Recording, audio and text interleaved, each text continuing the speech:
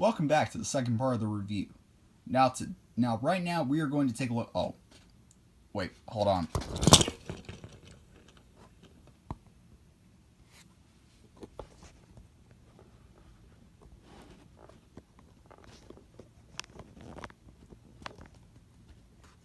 That's much better. Right now we're going to take a look at SH Figuarts Garren. Now I'm personally extremely excited to review this figure because I'm gonna get so much backlash from Blade fans because I do not like this figure very much. Even considering the $35 that I paid for this 2-pack, brand new. And here's one of the reasons. This paint splotch right here is unacceptable on SH Figuarts, in my opinion. Because this is my first SH Figuarts, mind you. Heracus is my second, and my only other second, so these two, But point is, I am extremely disappointed with the paint apps. They aren't very clean in the arms and the chest, because I can't show you an example in the arms easily. Maybe I can. You'll have to take my word for it that there's some bleeding.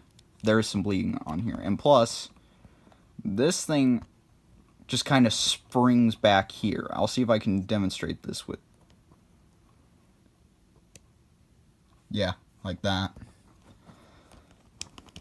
So it makes it really annoying when I'm trying to pose him in like a nice, natural pose. And that's just like...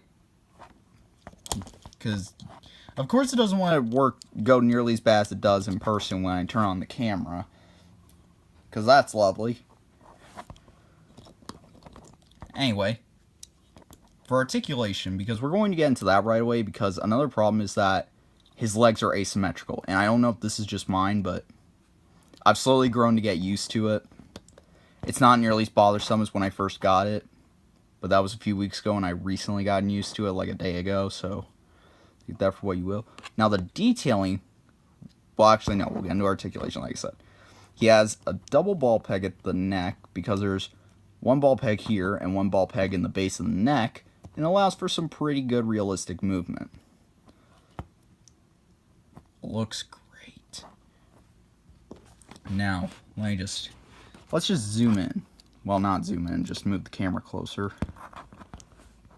Shoulder pads are a more natural hinge, but I don't like the longevity, since it's, as much as it looks better than, say, oh, I'm so sorry about that, guys. As much as it looks better than, say, older SH Figuarts, with their hinges being just a straight hinge here and not moving downwards, so it can't allow for more range, I'd still rather have those than this, because this is just going to wear out over time. So it clearly helps that I am messing around with this on camera. And one other issue is there's a nub mark right here. And this is also unacceptable for a bit of a high-end collectible.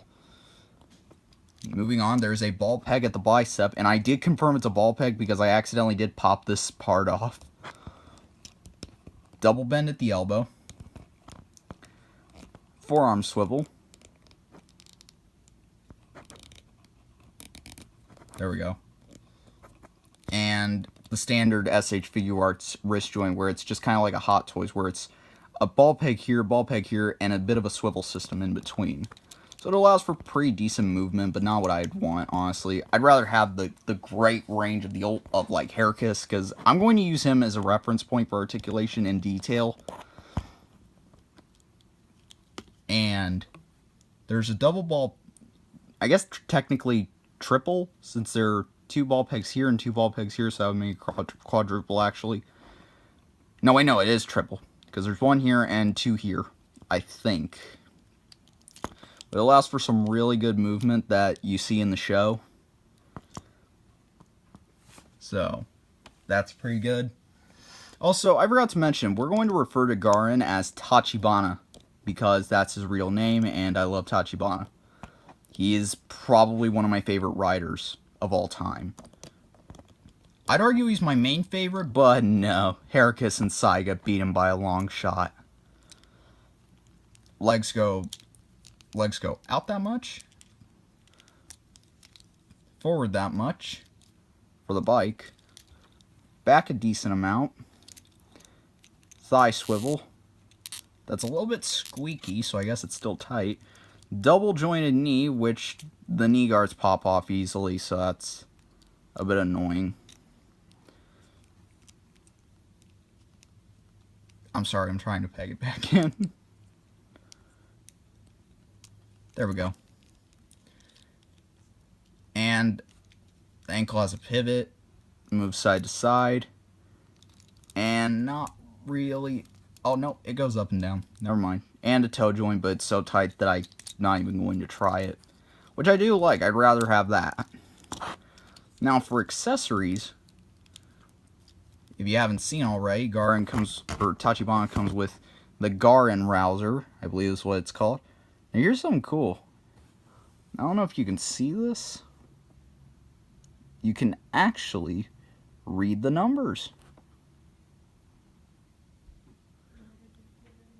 It's much more pronounced in person than it is on camera, but it's still incredibly awesome that they actually made it where you can read the numbers, because in the show you could only use certain cards, you could use cards here, and by doing so would drain the points, and I guess once their points are up they can't use it anymore. And he does come with cards.